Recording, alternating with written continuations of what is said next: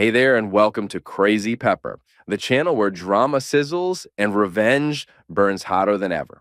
If you love jaw dropping twists, bold characters, and stories that keep you guessing till the end, you're in the right place. Subscribe and dive into gripping tales of betrayal, karma, and ultimate payback. Get ready for unforgettable moments and satisfying endings, only on Crazy Pepper. Hit that bell and let the drama begin. The first time I saw my ex-wife Claire slip on those legal documents and get buried under an avalanche of law books, I knew my mother was watching from somewhere, laughing her A off. But I'm getting ahead of myself. Let me start 3 months earlier when I was still stupid enough to think love conquers all, and Claire Delaney was still pretending she gave a damn about Alex Romano. Picture this. It's 6 a.m. on a Tuesday and I'm standing in the kitchen of our cramped Cleveland apartment, making coffee strong enough to wake the dead. I've got exactly 43 minutes before I have to be at the construction site, then a 4-hour break before my shift at the warehouse, followed by food delivery until midnight. 3 jobs, every damn day. Alex, honey, could you grab my bar exam prep books from the bedroom? Claire called from the bathroom, her voice sweet as artificial sugar. I want to review tort law during lunch. Sure thing, babe, I called back, because that's what you do when you love someone. You grab their books, you work 3 jobs to pay their tuition. You believe them when they say we're building our future together. I should have known something was wrong when she stopped saying our future and started saying my career. The bar exam prep books weighed about 40 pounds. I'd bought every single one of them, along with the fancy highlighters, the ergonomic study chair, and the premium law school graduation ring she wore like a trophy. Claire had dreams bigger than our zip code, and I was fool enough to think I'd be part of them once she made it. Thanks, baby, she said, grabbing the books without looking at me. She was already dressed in one of those sharp business suits that cost more than I made in a week at any single job. I might be late tonight. Study group with Brandon and the others. Brandon Fields. Even his name sounded like it belonged on a yacht.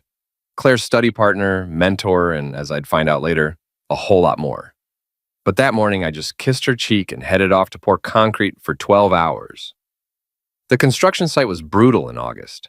Cleveland humidity mixed with cement dust creates its own special kind of hell. By noon, my shirt was soaked through, and my hands were raw despite the gloves. But I kept thinking about Claire in that air-conditioned law library, preparing for the career that would lift us both out of this working-class grind. Romano. Tony Castellano, the site foreman, waved me over. You look like shit, kid. When's the last time you had a real weekend? Weekends are for people who can afford them, I said, wiping sweat from my forehead. That girl of yours better appreciate what you're doing. If only he knew. The warehouse job was mindless. Loading trucks, moving boxes, the kind of work that lets your brain wander to dangerous places. I started noticing things, like how Claire's study sessions with Brandon were happening more often.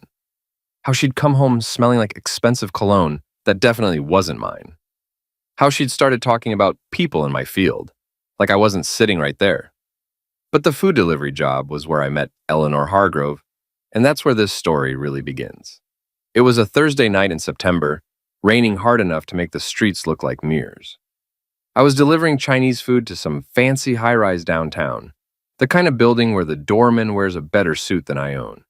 The order was for apartment 4B, Eleanor Hargrove. The elevator was one of those smooth, silent jobs that makes you feel like you're floating. When the doors opened on the 4th floor, I found myself in a hallway that screamed money. Thick carpet, actual paintings on the wall, the works. Eleanor Hargrove answered the door in a wheelchair. But there was nothing fragile about her. She was maybe 78, with steel gray hair pulled back tight and eyes that could cut glass. The apartment behind her was huge, all floor-to-ceiling windows, overlooking the city. You're late, she said, not unfriendly, just stating a fact. Sorry, ma'am. Traffic was brutal, and I had 3 other deliveries. Romano, she interrupted, studying the receipt. Alex Romano. Yes, ma'am. Her expression changed completely. The sharp edges softened, and she stared at me like she was seeing a ghost. Romano? Maria Romano's boy? My heart stopped. Nobody had mentioned my mother's name in years. She died when I was 16, a heart attack at 42, worked herself to death trying to keep us afloat after my father split. You knew my mother? Knew her? Eleanor's laugh was bitter. Child, Your mother saved my life. Come in, we need to talk. I should have said no. I had 4 more deliveries and a girlfriend waiting at home, but something in her voice made me step inside. Eleanor's living room was like a museum. Antique furniture, expensive art, books everywhere. She wheeled herself to a massive oak desk and pulled out a manila envelope that looked like it had been waiting there for years. Your mother never told you about me, did she? No, ma'am. Smart woman. She knew you'd come looking eventually, but only when you were ready. Eleanor opened the envelope and pulled out a letter in my mother's handwriting. Maria Romano was the smartest person I ever met. Smarter than all the lawyers and accountants I've hired over the years. She saw things others missed. My hands were shaking as I took the letter. The paper was yellowed with age, but the words were clear. My dearest Alex, if you're reading this, it means your world has fallen apart, and Eleanor has decided you're ready for the truth. I made her promise to wait until your heart was truly broken, because that's when we learn who we really are. 25 years ago, I was working as a cleaning lady in Eleanor's office building. She was about to lose everything: her company, her fortune, her reputation, bad investments, worse partners. I saw the paperwork in her trash, did some research on my own time, and figured out what was really happening. Instead of minding my own business, I knocked on her door at midnight and told her exactly how to save herself. The real estate deals to make, the partnerships to break, the timing that would turn disaster into triumph. She thought I was crazy. Who takes financial advice from the cleaning lady? But she was desperate enough to try. Everything I predicted came true. Within 5 years, she'd built one of the biggest development companies in Ohio. She wanted to pay me, make me a partner, but I had my own dreams. I wanted you to have choices I never had. So we made a deal. When your world breaks, really breaks, not just a bad day or a failed test, Eleanor will give you what's yours. The property on Euclid Avenue that I helped her buy is in your name now. The development company has a position waiting for you. And there's enough money to never work 3 jobs again, but only if you've lost everything first. Only if you understand what betrayal feels like. Because that's when you'll have the strength to build something better. All my love, Mom. P.S. Don't let them see you coming. I read the letter 3 times before I could speak. This is real? Eleanor nodded. The property alone is worth $2 million. The job comes with a 6-figure salary and a seat on the board. Your mother's investment advice made me rich, Alex. This is her share, held in trust until you needed it. But I haven't lost everything. I mean, things are tight, but Claire and I— Child, Eleanor said gently, when did you last see your girlfriend? I checked my phone. It was almost midnight, and I had 17 missed calls from Claire. My stomach dropped. I have to go. Take the letter, Eleanor said. You'll need it soon. The drive home felt like it took forever. Claire's car was in the parking lot, along with a BMW I didn't recognize. The apartment was dark except for the bedroom where I could hear voices. I stood outside that door for a full minute, listening to my girlfriend of 4 years with another man. Brandon's voice, smooth and confident. He's working himself to death for you, and he doesn't even realize you've already moved on. Claire's laugh was cold. Alex is sweet, but he's not exactly executive material. I need someone who can match my ambition. Someone like me. Someone exactly like you. I could have kicked down the door, could have made a scene, thrown punches, acted like the working-class stereotype they clearly thought I was. Instead, I walked back to my car, drove to a 24-hour diner, and read my mother's letter until sunrise. When I got home, Claire was alone, making coffee like nothing had happened. Where were you? She asked. I was worried sick. Working, I said. I'm always working. She hugged me and I smelled Brandon's cologne in her hair. I have news. I passed the bar exam. Congratulations. There's more. Brandon's firm offered me a position. Junior partner track. It's everything we've dreamed of. We. Something in my voice made her step back. Of course, we. This is our chance to finally have the life we want. The life you want. Alex, what's wrong with you? This is good news. I looked at her, really looked, and saw a stranger. When had she stopped being the girl who used to fall asleep on my shoulder while I read to her? When had she become this polished, calculating person who could lie to my face while planning her exit? Nothing's wrong, I said. I'm happy for you. But I wasn't. I was broken, completely, utterly broken. And according to my mother's letter, that meant I was finally ready to begin. 3 weeks later, Claire made it official. "I think we should take a break," she said over breakfast, not looking up from her phone. She was scrolling through LinkedIn, probably updating her profile to remove any mention of our relationship. A break. I'm starting a new chapter in my life, Alex. I need space to figure out who I am as a professional. Who you are as a professional, I repeated, not who we are as a couple. Don't make this harder than it needs to be. Finally, she looked at me. We've grown apart. We want different things now. You mean you want different things? I still want the same thing I've always wanted. Us. Claire's expression softened for just a moment, and I saw a flicker of the girl I'd fallen in love with. Then it was gone, replaced by the cold efficiency of her new professional persona. I've already talked to a lawyer, she said. We can keep this simple. Split everything 50-50, no drama. Everything? The apartment lease, the car payments, whatever savings we have left. She paused. And I know you've been keeping something from me, Alex. That night you disappeared, you came into some money, didn't you? Don't try to hide assets. My lawyer will find them. I almost laughed. After 4 years together, she knew me well enough to sense when something had changed, but not well enough to realize I'd known about Brandon for weeks. You're right, I said. I did come into some money. Quite a bit, actually. Her eyes lit up with greed so naked it was almost funny. How much? Enough. Alex, we're still technically common law married in Ohio. I'm entitled to half of anything you acquired during our relationship. Technically, I said, standing up from the table, you're wrong, but we'll let the lawyers sort that out. The divorce hearing was scheduled for the following Friday. Claire showed up with Brandon Fields himself, tall, silver-haired, wearing a suit that probably cost more than my monthly rent. He had the kind of confident smile that said he'd never worked a day of manual labor in his life. Mr. Romano is, he said, extending a hand I didn't shake. Brandon Fields. I'm representing Ms. Delaney in this matter. I know who you are. His smile faltered slightly. I hope we can keep this civil. Claire speaks very highly of you. I'm sure she does. Judge Linda Graves was a no-nonsense woman in her 50s who looked like she'd seen every kind of divorce drama Cleveland had to offer. She reviewed the paperwork with the weary efficiency of someone who'd rather be anywhere else. This appears straightforward, she said. Division of assets, no children, no contested property.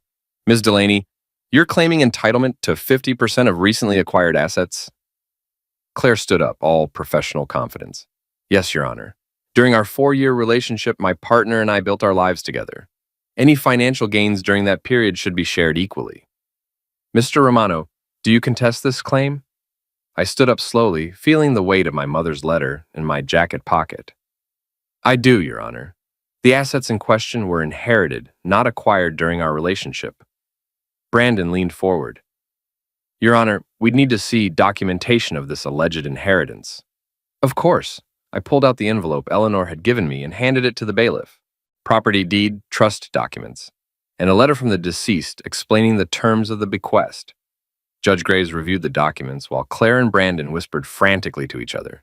I could see the exact moment Claire realized she wasn't getting a penny. Her face went white, then red, then something close to purple. These documents appear to be in order, the judge said.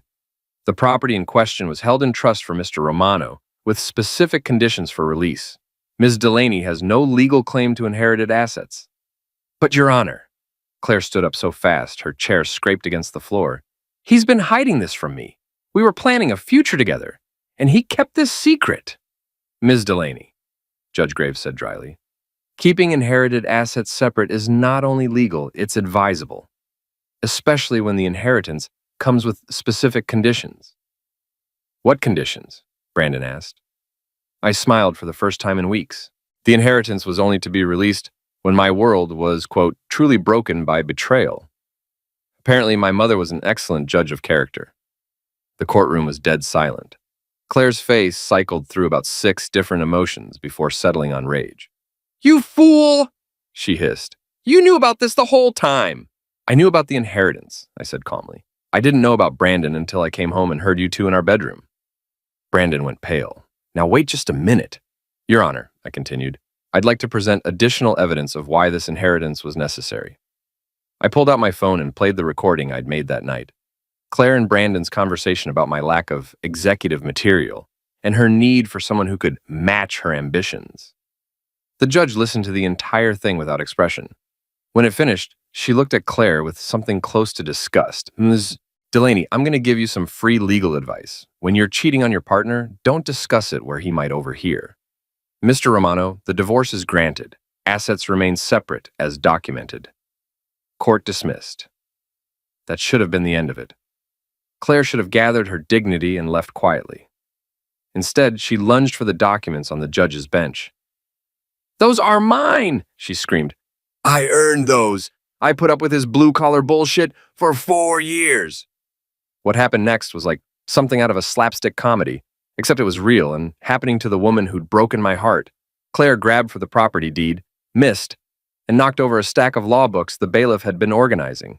The books, heavy legal volumes about the size of phone books, toppled like dominoes. One stack hit another, which hit another, until it was raining law books all over the courtroom. Claire, still reaching for documents that were now scattered across the floor, lost her footing on a copy of Ohio Civil Procedure and went down hard. More books fell on top of her. Family law, property rights, ethics, and legal practice. The irony was so perfect I almost believed in divine justice. "Help!" Claire's voice was muffled by about 40 pounds of legal literature. "Get these off me!" Brandon tried to help, slipping on a copy of contract law and nearly going down himself. The bailiff was trying not to laugh while he dug Claire out from under what looked like an entire law library. "Are you injured, Ms. Delaney?"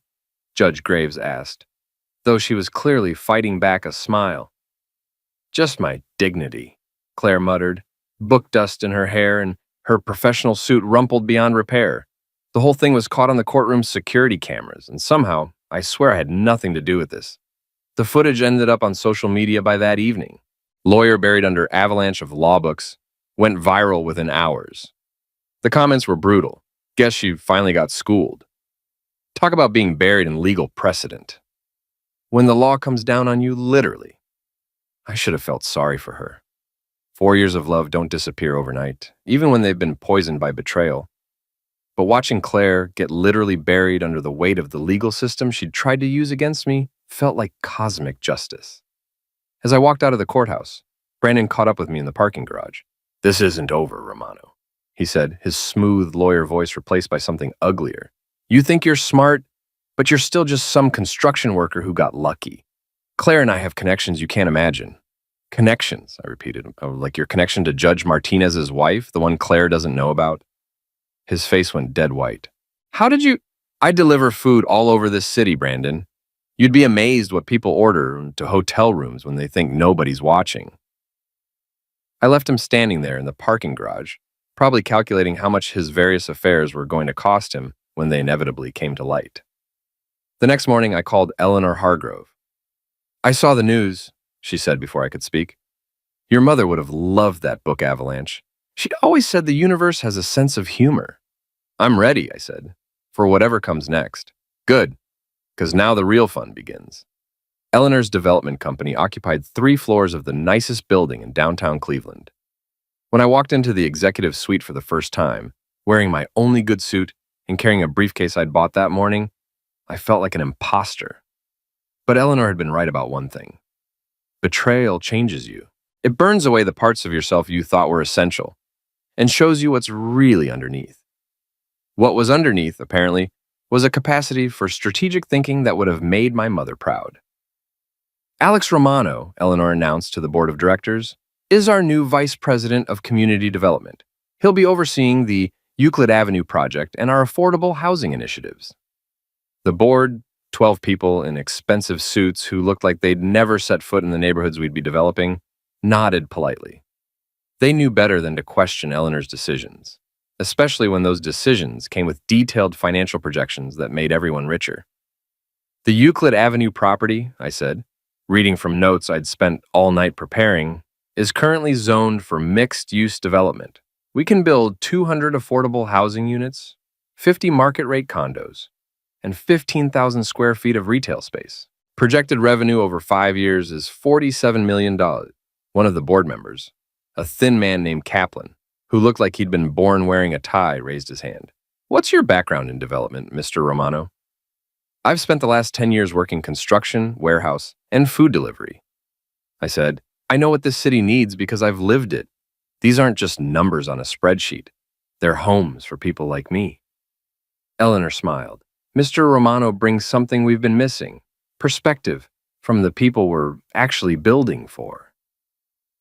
After the meeting, Eleanor and I went to her office. The view from the 20th floor made Cleveland look almost beautiful, all glass and steel stretching to Lake Erie. How do you feel? She asked. Like I'm wearing someone else's life. You are. The question is whether you want to keep it. I thought about Claire, probably at Brandon's firm right now, explaining to her new colleagues why she'd become a viral meme. I thought about the 3 jobs I'd quit that morning with a phone call.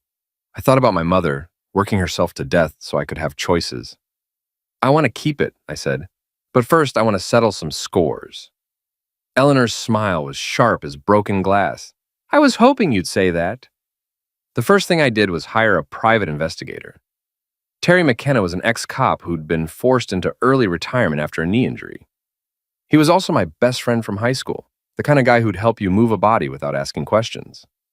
You want me to follow your ex-wife? Terry asked over beers at Murphy's Tavern, the kind of dive bar where nobody cared about your problems and the whiskey was strong enough to eliminate them anyway. Her and Brandon, I want to know everything, where they go, who they see, what they're planning. Planning? I showed him the text messages I'd been getting from Claire. We need to talk. This isn't over. You can't hide behind your money forever. She's not letting this go, I said. And Brandon's the type who holds grudges. They're going to try something. Terry nodded. What kind of budget are we talking about? Whatever it takes. Jesus, Alex, what exactly did you inherit? Enough to buy happiness. Or at least a really nice espresso machine. The surveillance started the next day. Terry had contacts throughout the city, security guards, bartenders, hotel clerks, the invisible army of working-class people who see everything and get noticed by no one. Within a week, we had a complete picture of Claire and Brandon's new life together. They were living in Brandon's penthouse apartment in Shaker Heights, the kind of place where the monthly rent was more than I used to make in 6 months. Claire had settled into the role of trophy girlfriend with disturbing ease. Expensive clothes, fancy restaurants, charity galas, where she could network with other lawyers' wives. But the really interesting stuff was happening at Brandon's law firm. They're using information, Terry reported during one of our weekly meetings. Case details, client strategies, insider knowledge from the courthouse. Brandon's been trading favors with judges and prosecutors for years. What kind of favors? The expensive kind? Judge Martinez's wife isn't the only one he's been entertaining. There's also Councilwoman Bradley's daughter, and at least 3 wives of opposing counsel in major cases. I leaned back in my chair processing this. He's been throwing cases? Not throwing them, just making sure he has leverage when he needs it. Information is power in his world. And Claire? She's learning fast, already making her own connections, using that smile and those legs to get information that helps Brandon's clients. The idea that had been forming in the back of my mind suddenly crystallized. Terry, how would you like to make some extra money? I'm listening. I need you to set up a meeting. Tell them you have information about my finances that they might find interesting. The meeting was set for the following Thursday at Chez Laurent, the kind of restaurant where the waiters have French accents and the wine costs more than a car payment. I arrived early and took a table in the back corner, close enough to hear everything but far enough away to avoid being seen. Terry was already there when Claire and Brandon arrived. Claire was wearing a red dress that probably cost more than my monthly grocery budget, and Brandon looked like he'd stepped out of a magazine ad for expensive watches. Mr. McKenna, Brandon said, settling into his chair with the confidence of a man who'd never doubted his place in the world. You said you had information about Alex Romano's financial situation. I did some digging, Terry said, playing his role perfectly. Turns out your ex-boyfriend came into more than just property. There's a trust fund, investment accounts, even a stake in some offshore holdings. Claire leaned forward, her eyes bright with greed. How much are we talking about? Conservative estimate, 8 figures. Brandon whistled low. And he hid all of this during the divorce? Technically, he didn't hide it, Terry said. The inheritance conditions were specific. He couldn't access the money until certain life events occurred. But now that he has access, he's vulnerable, Brandon finished. New money, no experience managing wealth, probably making mistakes left and right. The kind of mistakes, Claire added, that could be exploited by people who know what they're doing. They spent the next hour planning my financial ruin with the casual efficiency of people discussing weekend plans. They'd use Brandon's connections to tie up my assets in legal challenges, claim the inheritance was fraudulent, maybe even suggest I'd coerced Eleanor into changing her will. The old woman's in a wheelchair, Brandon said. Easy to claim she was manipulated by some blue-collar sob story. Alex always was good at playing the victim, Claire agreed. Poor little construction worker, working 3 jobs to support his ungrateful girlfriend. I'd heard enough, more than enough. The next phase of my plan required a different kind of help. I called Eleanor and asked for a meeting with her security chief, a man named Ray Kowalski, who looked like he could bench press a small car. You want a what? Ray asked after I explained what I needed. I want to give them exactly what they're looking for, I said. Let them think they're winning, right up until they realize they've destroyed themselves. Eleanor, who'd been listening from behind her desk, started laughing. Your mother's son, all right. Maria always said the best trap is the one people build for themselves. Can you do it? I asked Ray. Kid, I've been in security for 20 years. I've seen every kind of scam, con, and setup you can imagine. What you're proposing, it's beautiful in its simplicity. The trap was set in motion the following Monday. I started making deliberately suspicious financial moves. Large cash withdrawals, meetings with shady-looking characters, actually Ray's security team, nervous phone calls in public places where I knew I was being watched. Within days, Claire and Brandon took the bait. They filed a motion claiming the inheritance was fraudulent, that I'd somehow coerced Eleanor into changing her will. They demanded a full investigation of my finances and a freeze on all assets, pending review. The motion was filed in Judge Martinez's court, the same Judge Martinez whose wife Brandon had been sleeping with for the past 2 years. I almost felt sorry for them. Almost. The media storm hit exactly as I'd planned. By Wednesday morning, Lawyer Buried Under Law Books had been viewed over 2 million times, spawning countless memes and reaction videos. Claire had become the internet's favorite symbol of entitled privilege getting its comeuppance. But that was just the beginning. I was in my new office, reviewing development plans for the Euclid Avenue project, when Eleanor wheeled in with a laptop and a smile that could cut diamonds. Have you seen the news? She asked, turning the screen toward me. The headline read, Viral Lawyer's Past Reveals Pattern of Questionable Ethics. Below it was a photo of Claire from law school, looking young and innocent, nothing like the calculating woman she'd become. The article, written by investigative reporter Jennifer Walsh, detailed Claire's academic career with surgical precision, how she'd been caught cheating on her constitutional law exam, but avoided expulsion through her father's political connections, how she'd plagiarized portions of her law review article, but managed to get the charges dropped when the professor mysteriously withdrew his complaint. How did they get all this? I asked, though I had a pretty good idea. Jen Walsh is thorough, Eleanor said, especially when someone provides her with detailed records and credible sources. Someone. Your friend Terry has excellent contacts in the academic world. Amazing what former professors will admit when they're guaranteed anonymity. The article went viral within hours, shared thousands of times with comments that grew progressively more brutal. So she's always been a cheater. Makes sense. Daddy's money can't buy you dignity. From cheating in law school to cheating on her boyfriend. Consistency. But the real damage came from Claire's former classmates, who started sharing their own stories in the comments. How she'd stolen notes and claimed credit for group projects. How she'd tried to seduce professors for better grades. How she'd always looked down on scholarship students and anyone who actually had to work for their education. By Friday, #ClaireDelaney was trending on Twitter, and not in a good way. I should have been satisfied, but I was just getting started. The next phase required a more personal touch. I knew Claire's habits. She still went to the same yoga studio, shopped at the same boutiques, got her hair done at the same salon, places where the staff knew her, where she felt safe to let her guard down. Terry's surveillance had revealed that Claire spent every Tuesday afternoon at Serenity Spa, getting what she called maintenance treatments that cost more than most people's car payments. The staff there loved to gossip almost as much as they loved expensive tips. I arranged for a chance encounter with Ramona Vega, Claire's former friend from law school. Ramona had always been jealous of Claire's success, and recent events had given that jealousy room to breathe. Alex, Ramona said when I accidentally bumped into her at the coffee shop near the spa. I heard about the divorce. I'm so sorry. Thanks, Ramona. It's been rough, but I'm managing. I always liked you, she said. settling into the chair across from me. You were too good for her, honestly. Even in law school, Claire had this attitude, like she was better than everyone else. I'm starting to realize that. Ramona leaned forward, her voice dropping to a conspiratorial whisper. Can I tell you something? Something I probably shouldn't know? Of course. Claire's been talking about you at the spa, saying horrible things about your family, your background, how she wasted 4 years slumming with the help. My jaw clenched involuntarily. She said that? Worse. She told everyone that you were sexually inadequate and that she had to fake it for 4 years. Said Brandon was the first man who could actually satisfy her. The rage that hit me was white hot and immediate.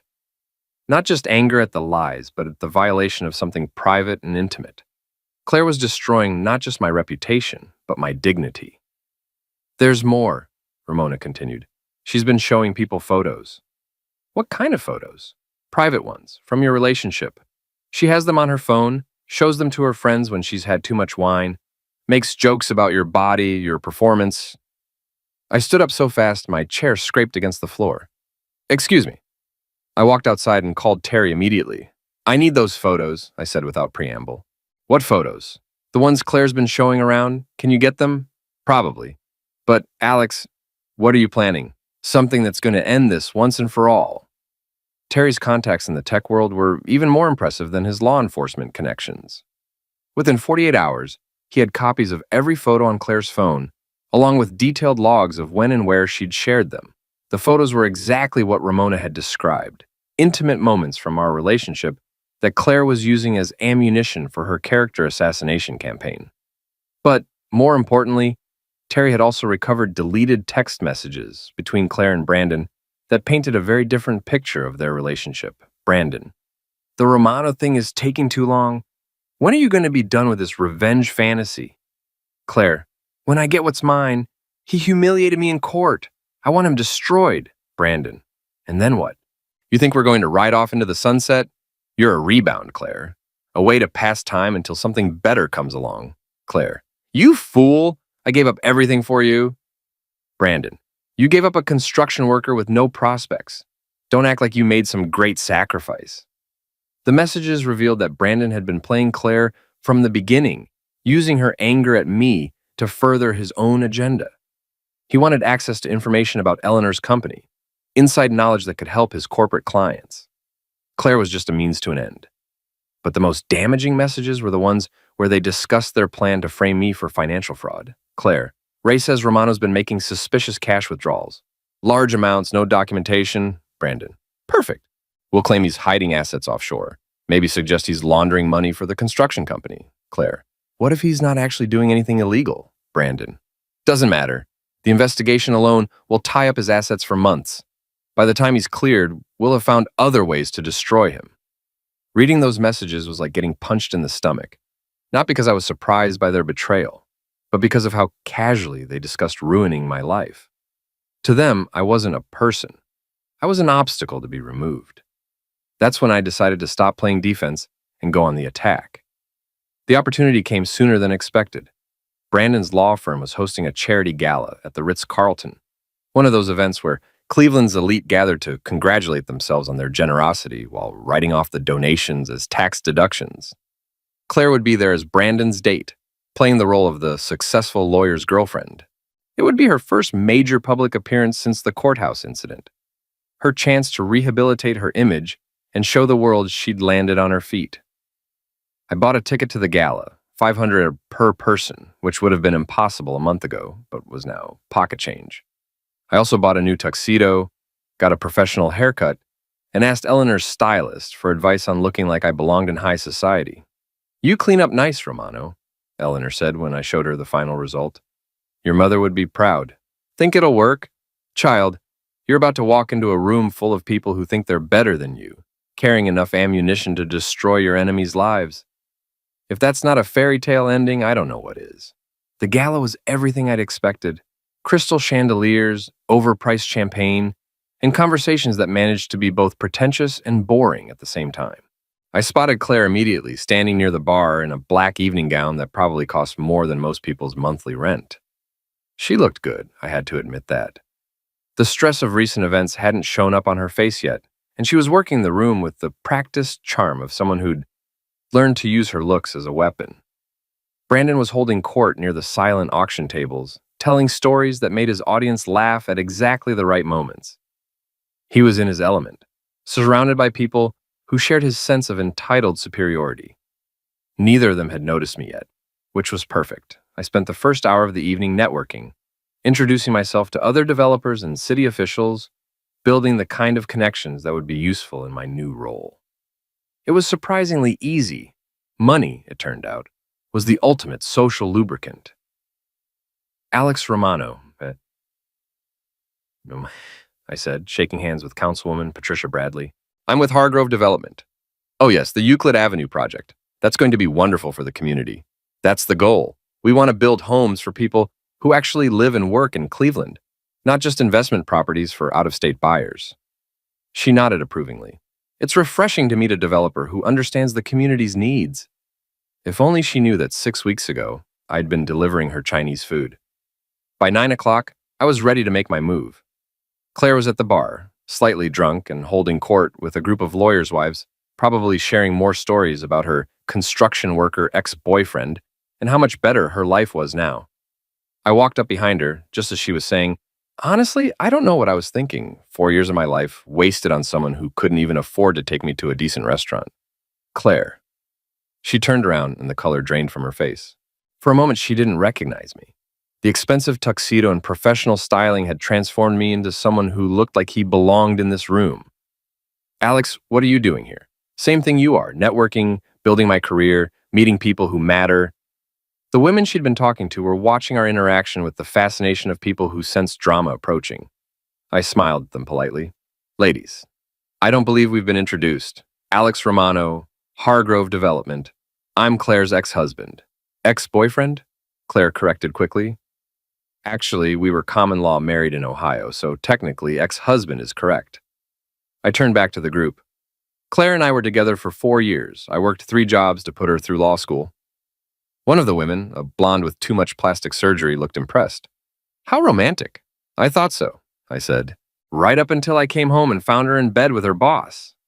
The group went dead silent. Claire's face was now bright red.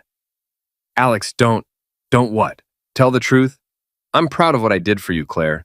I'm proud that I sacrificed my own dreams to help you achieve yours. I'm less proud of how naive I was about your character. Brandon appeared at Claire's side, clearly having been alerted by someone that trouble was brewing.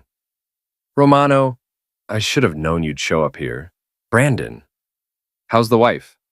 His confident smile faltered. What? Madison, isn't it? Lovely woman. I met her at the country club last week.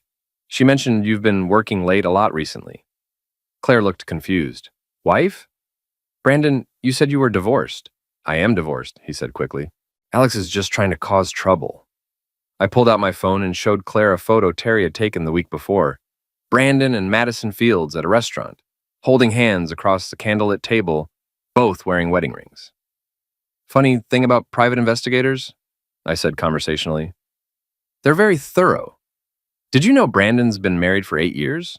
Or that you're the 3rd law student he's had an affair with? Madison knows about all of them, by the way. She just doesn't care as long as he's discreet. Claire stared at the photo like it was written in a foreign language. This isn't... You said you were getting divorced. I said a lot of things, Brandon said, his smooth lawyer mask finally slipping.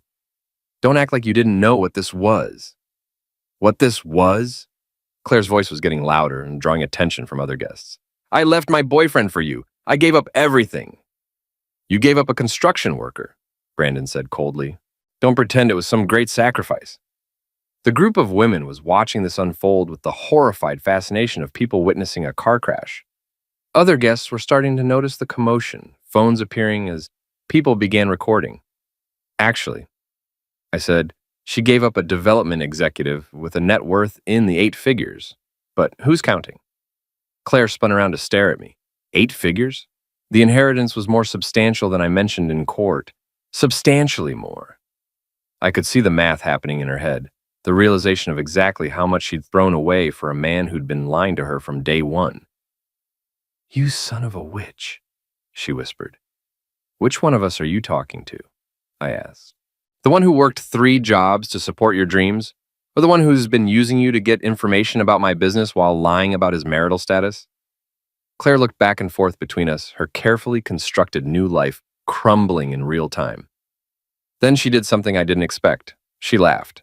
It started as a small giggle, then grew into full-blown hysteria. The kind of laughter that comes from someone whose world has just collapsed completely. "This is perfect," she said, tears streaming down her face, "and this is absolutely perfect. I'm the punchline to my own joke." The crowd around us had grown larger, phones recording every moment of Claire's breakdown. Tomorrow, she'd be a viral sensation again. But this time, it wouldn't be funny. Brandon grabbed her arm. "Claire, we need to leave." She shook him off violently. "Don't touch me. Don't ever touch me again. Claire, I said don't touch me." She was screaming now, her voice echoing through the ballroom. "You lying, cheating fool. You used me." Security was moving toward us, but I held up a hand to stop them. This was Claire's moment, her chance to finally see the truth about the choices she'd made. "I gave up everything for you," she said to Brandon, her voice breaking. "Everything, and you were never going to leave your wife, were you?" Brandon looked around at the crowd of people recording his humiliation and made a calculation. "No," he said simply, "I wasn't." Claire slapped him so hard the sound echoed through the ballroom. Brandon stumbled backward, his hand going to his cheek, and I saw something I'd never seen before. Fear in his eyes. "You destroyed my life," Claire said, her voice deadly quiet now. "Both of you. You destroyed my life." "No," I said, stepping closer to her. "You destroyed your own life. I just made sure everyone could see it." That's when she lunged at me. Claire's attack was more desperate than dangerous. A wild swing that caught me off guard but barely grazed my cheek. Security moved in immediately, but the damage was already done. Every phone in the room had captured the moment, and by morning, viral lawyer attacks X at charity gala would be trending worldwide. But as they escorted Claire from the ballroom, she turned back and shouted something that made my blood run cold. "This isn't over, Alex. I know about your mother. I know what she really did." The crowd was buzzing with excitement, treating the whole scene like dinner theater. But Eleanor, who had been watching from across the room, wheeled over with an expression I'd never seen before, genuine concern. "We need to talk," she said quietly. "Now." We left through a service exit, avoiding the reporters who were already gathering in the main lobby. Eleanor's driver was waiting with the car, and within minutes we were heading back to her penthouse. "What did Claire mean about my mother?" I asked as soon as we were alone. Eleanor was quiet for a long moment, staring out at the city lights. "There are parts of the story I didn't tell you, parts Maria made me promise to keep secret unless absolutely necessary." "What parts?" "Your mother didn't just give me financial advice, Alex. She gave me information that shouldn't have been available to a cleaning lady. Information about city planning meetings, zoning decisions, construction contracts that hadn't been announced yet." My stomach dropped. "How?" "She was sleeping with Councilman Robert Bradley, Patricia Bradley's late husband. He was married, she was a single mother trying to survive, and he was the kind of man who thought his position gave him certain privileges." I felt like I'd been punched. "My mother was having an affair?" "Your mother was doing whatever it took to keep you fed and housed," Eleanor said firmly. "Robert Bradley was a pig who took advantage of desperate women. But Maria was smart enough to turn that situation to her advantage. By stealing information, by gathering intelligence that she used to save my company and secure your future. The real estate deals, the timing, the insider knowledge that made us both rich. It all came from Bradley's pillow talk." I was quiet for several minutes, processing this revelation. My entire image of my mother, the hardworking, ethical woman who'd raised me to do the right thing, was shifting into something more complex and morally ambiguous. "How does Claire know about this?" "I'm not sure, but if she's been digging into your mother's past, she might have found records, witnesses, people who remember things they shouldn't." As if on cue, my phone buzzed with a text from Claire. "Meet me tomorrow at noon. Murphy's Tavern. Come alone, or everyone learns the truth about Saint Maria." "She's trying to blackmail me," I said, showing Eleanor the message. "Then we need to be ready for her." The next morning, I arrived at Murphy's Tavern 30 minutes early. The place was nearly empty. Just a few regulars nursing their hangovers and watching ESPN with the sound off. I chose a corner booth where I could see both entrances and waited. Claire arrived exactly on time, looking like she hadn't slept in days. The expensive clothes and professional styling were gone, replaced by jeans and a wrinkled sweater. Her eyes were red-rimmed, and her hands shook slightly as she sat down across from me. "You look like hell," I said. "Thanks, you look like money." She gestured at my tailored suit. "It's amazing how fast you adapted to being rich." "What do you want, Claire?" She pulled out a manila folder and set it on the table between us. "I want what's mine. What I earned during 4 years of putting up with your blue-collar bullshit. We've been through this. The inheritance that came from stolen information," she interrupted. "Information your mother got by whoring herself out to a married city councilman." I kept my expression neutral, though inside I was fighting the urge to reach across the table and strangle her. "Prove it." Claire opened the folder and spread out photocopied documents, hotel receipts, restaurant bills, even a few photographs of my mother with a man I didn't recognize, but assumed was Robert Bradley. "Ramona's father was a private investigator in the 90s, Claire said. He was hired by Patricia Bradley to prove her husband was having affairs. Guess who was affair number 3? The photographs were grainy and old, but unmistakably my mother. She looked young and tired, holding hands with a man in an expensive suit outside a downtown hotel. "So what?" I said. "My mother had a relationship with a married man. That doesn't invalidate the inheritance." "It does if the inheritance came from insider trading based on stolen city information." "That's fraud, Alex. Federal crime. The kind that comes with prison time and asset forfeiture." She was bluffing. She had to be. But the confidence in her voice suggested she knew something I didn't. "What do you want?" 50% of everything. The property, the trust fund, your position at Eleanor's company. Everything your mother stole, I want half. And if I refuse? Then I take these documents to the FBI and the IRS.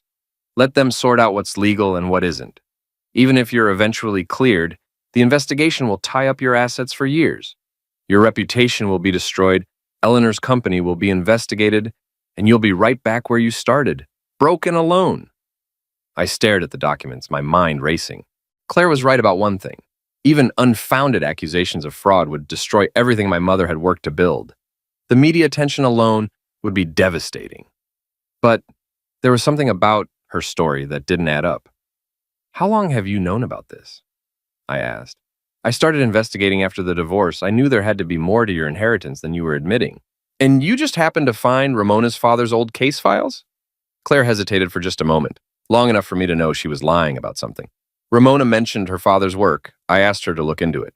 "Bullshit." I leaned forward. You've known about this longer than that. You knew before we broke up." "That's ridiculous. You knew, and you told Brandon. That's why he was so confident about challenging the inheritance in court. You thought you had leverage." Claire's face was getting red, the way it always did when she was caught in a lie. "It doesn't matter when I found out. What matters is what I'm going to do with the information. You're not going to do anything. Watch me." I pulled out my own phone and showed her a video Terry had recorded the night before. It was security footage from the hotel lobby where Claire and Brandon had been meeting, but the timestamp was from 2 weeks before our breakup. "This is you and Brandon at the Marriott downtown," I said, 2 weeks before you broke up with me. "You weren't just cheating, Claire. You were planning. You knew about the inheritance. You knew about my mother's past. And you thought you could use it to get what you wanted." Claire went pale. "Where did you get that?" "I told you, private investigators are thorough. But here's the really interesting part." I showed her another video, this one from a different angle. That's Brandon handing you an envelope. The same kind of envelope those documents came from. "So what?" "So, Brandon's law firm represented Patricia Bradley's estate when she died 5 years ago. He had access to her late husband's papers, including the private investigator's files about his affairs." I could see the moment Claire realized she'd been played. Her face went through the same cycle of emotions I'd seen at the charity gala: confusion, anger, and finally devastating comprehension. "He set this up," she whispered. "He gave me the documents, told me how to use them. Brandon played you from the beginning. The affair, the breakup, the legal challenges, it was all orchestrated to get information about Eleanor's company. You were never his girlfriend, Claire. You were his asset. But he said, he promised you'd get rich by destroying me." And you believed him because it's what you wanted to hear. Claire stared at the documents scattered across the table, her carefully constructed revenge plot crumbling before her eyes. This can't be happening. Oh, but it is, and it gets worse.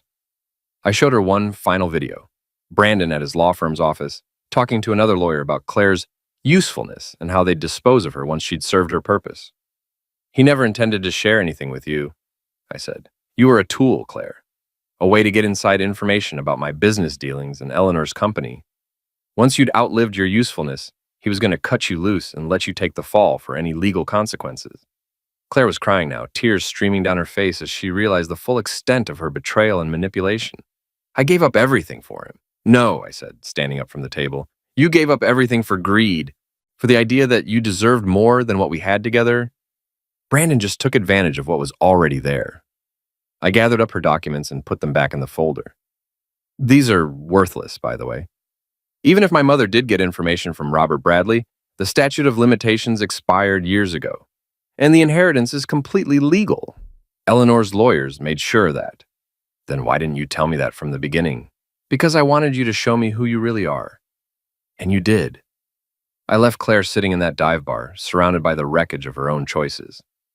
As I walked to my car, I felt something I hadn't experienced in months. Peace. Not happiness, not satisfaction, just the quiet calm that comes from seeing justice done. But the story wasn't over yet. There was still Brandon to deal with, and he was about to learn that some games have consequences he hadn't anticipated. My phone rang as I was driving back to the office. Eleanor's voice was tight with controlled anger. We have a problem, she said. Brandon's firm just filed a lawsuit against the company. They're claiming we used insider information to manipulate city zoning decisions. Based on what evidence? The same documents Claire just showed you. Brandon's been playing a longer game than we realized. I smiled grimly. Then it's time we showed him what happens when you try to destroy the wrong family. What do you have in mind? Something my mother would have appreciated. We're going to use Brandon's own weapons against him. The final phase of my revenge was about to begin, and this time there would be no survivors. The lawsuit hit the news within hours. Development company accused of corruption was the headline in the Cleveland Plain Dealer, with a photo of Eleanor's building and a detailed article about the allegations. Brandon's firm had done their homework. They'd crafted a narrative that painted my mother as a criminal and me as the beneficiary of stolen wealth. But they'd made one crucial mistake. They'd underestimated Eleanor Hargrove.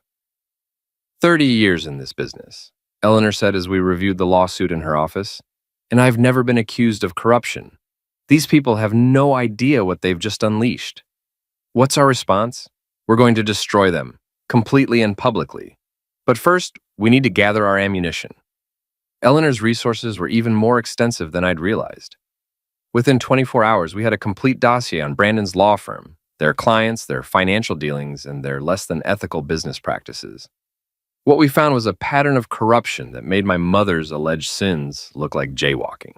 Brandon's firm had been manipulating city contracts for years, using bribery, blackmail, and insider information to secure favorable deals for their corporate clients.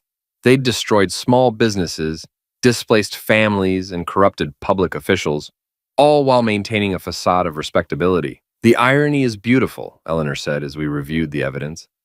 They're accusing us of the exact crimes they've been committing for decades. How do we prove it? We don't have to.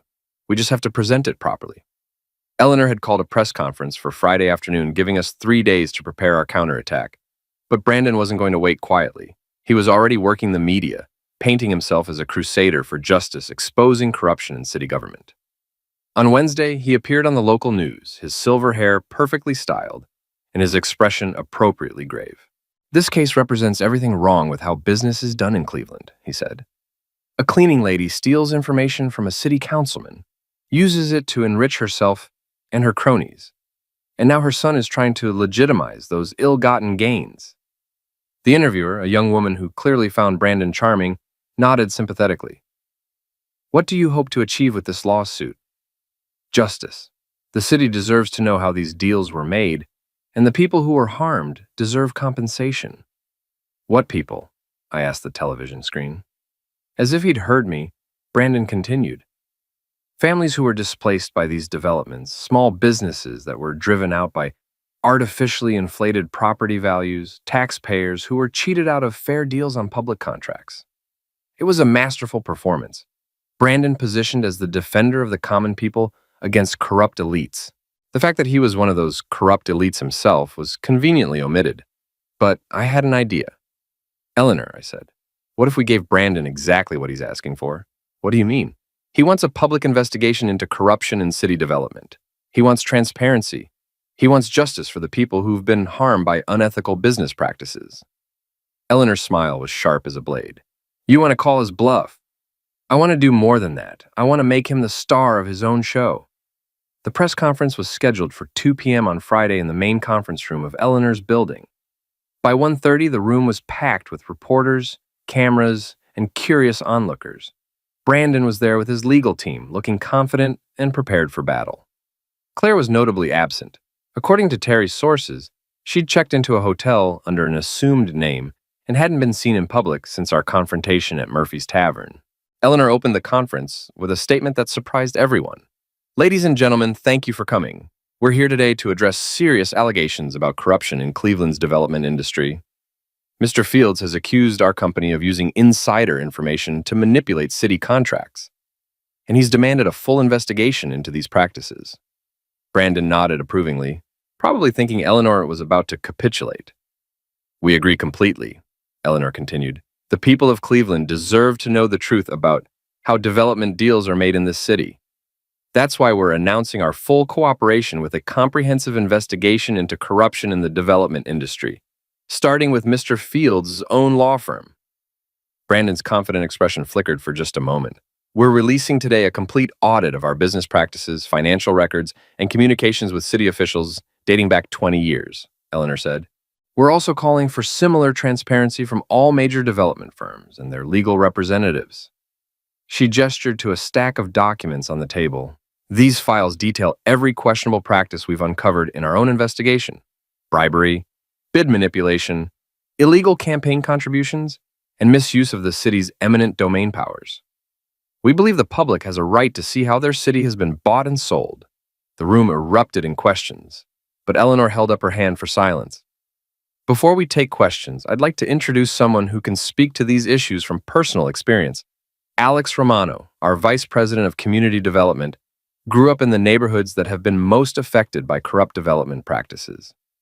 I stepped to the podium, looking out at the sea of cameras and reporters. 6 months ago, I'd been invisible, just another working-class guy trying to get by. Now I was about to destroy the people who'd tried to destroy me, using their own weapons against them. My name is Alex Romano. I began. 6 months ago, I was working 3 jobs to support my girlfriend through law school. I was delivering food to pay for her bar exam prep courses. I was pouring concrete to pay for her professional wardrobe. I was loading trucks to pay for the apartment we shared in a neighborhood that's been targeted for redevelopment by firms like Mr. Fields. I could see Brandon shifting uncomfortably in his seat. When my girlfriend passed the bar exam, she told me I wasn't good enough for her anymore. She said she needed someone on her level.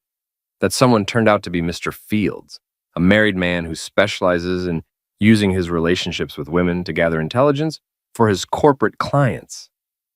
The reporters were scribbling frantically, sensing a story much bigger than a simple corruption allegation. Fields and my ex-girlfriend tried to destroy me using fabricated evidence and false accusations.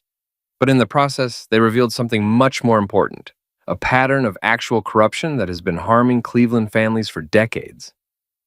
I gestured to the documents Eleanor had displayed. These files show how Mr. Fields' firm has been manipulating city contracts, bribing officials, and displacing families to benefit their wealthy clients, the same families they're now claiming to defend. Brandon stood up abruptly. This is character assassination. These allegations are completely unfounded. Are they? I asked. Then you won't mind submitting to the same transparency you've demanded from us? Release your financial records, Mr. Fields. Release your communications with city officials. Release the files from your private investigators, including the ones you used to try to blackmail me. I don't have to listen to this, Brandon said, starting toward the door. Actually, you do, said a voice from the back of the room. Everyone turned to see FBI agent Sarah Martinez walking into the conference room. followed by several other federal agents and representatives from the IRS. "Brandon Fields," Agent Martinez said, "you're under arrest for conspiracy to commit fraud, bribery of public officials, and racketeering." The room exploded into chaos as reporters rushed to capture Brandon's arrest. His confident facade crumbled completely as the handcuffs clicked into place. "This is maltreatment," he shouted. "I'm the victim here. I'm exposing corruption." "Mr. Fields," Agent Martinez said calmly, "we've been investigating your firm for 2 years. The evidence Mr. Romano and Ms. Hargrove provided simply confirmed what we already knew." As Brandon was led away, he caught sight of me standing at the podium. "This isn't over, Romano. You think you've won, but actually," I interrupted, "it is over. Completely over." The press conference continued for another hour, with Eleanor and me answering questions about our cooperation with the federal investigation. The story that emerged was even more damaging than we'd hoped. Brandon's firm had been operating as a criminal enterprise for years, using bribery and blackmail to control city development contracts. But the real satisfaction came later that evening when I was finally alone in my office, looking out at the city lights and thinking about how much had changed. My phone buzzed with a text from an unknown number. I saw the news. "I'm sorry for everything. See Claire." Probably watching from whatever hotel room she was hiding in, seeing her former lover arrested on federal charges while her ex-boyfriend stood triumphant before the cameras. I deleted the message without responding. Another text, this one from Terry: "Bars open if you want to celebrate." I considered it, but celebration didn't feel right. This wasn't about victory, it was about justice. My mother had worked herself to death trying to build something better, and people like Brandon and Claire had tried to destroy that legacy for their own selfish gain. Now they were facing the consequences of their choices, while I was finally in a position to honor my mother's memory properly. The Euclid Avenue development would break ground next month. 200 affordable housing units for families like the one I'd grown up in. Eleanor had also approved my proposal for a community center with job training programs and childcare services. Maria Romano Community Center, Eleanor had suggested when I'd presented the plans. "Your mother would like that." She would have. She'd always believed that people deserve chances, opportunities to build something better for their children. Now I was in a position to provide those chances. My phone rang, interrupting my thoughts. Eleanor's voice was warm with satisfaction. "Have you seen the evening news?" "Not yet. Brandon's firm is being raided by federal agents. 3 other partners have been arrested, and their client list reads like a who's who of Cleveland corruption. This is going to be the biggest scandal in the city's history." "And Claire?" "No charges yet, but she's been named as a person of interest in the investigation. Apparently, her cooperation with Brandon's schemes was more extensive than we realized." I felt a complex mix of emotions: sadness for the woman I'd once loved, anger at what she'd become, and something that might have been pity for the choices that had led her to this point. "Alex," Eleanor said, "your mother would be proud of what you've accomplished." "I hope so." "I know so. You took everything they tried to use against you and turned it into strength. That's exactly what Maria would have done." After I hung up, I sat in my office for a long time, watching the city spread out below me. 6 months ago, I'd been nobody, just another working-class guy grinding through 3 jobs to support someone who didn't appreciate the sacrifice. Now I was somebody who mattered. Someone with the power to build instead of just survive. Someone who could honor his mother's memory by helping other families avoid the struggles she'd faced. The revenge was complete, but it was more than just personal satisfaction. Brandon would spend years in federal prison, his reputation and career destroyed. Claire would face her own legal consequences and live with the knowledge that her greed and betrayal had cost her everything she'd claimed to want. And I would build something lasting, homes for families who needed them, opportunities for people who'd been overlooked, a legacy that would make my mother's sacrifices worthwhile. As I finally prepared to leave the office, I looked at the framed photo on my desk. My mother and me at my high school graduation, both of us smiling despite the uncertainty of our future. She'd worked 3 jobs to make sure I had choices, just like I'd worked 3 jobs to support Claire's dreams. The difference was that my mother had earned the love and loyalty she'd received. Claire had thrown it away for the illusion of something better. Now she knew what that choice had cost her, and I knew what my mother's sacrifices had really been worth. Justice. Legacy. The chance to build something that would outlast us all. The view from the top was everything my mother had hoped it would be.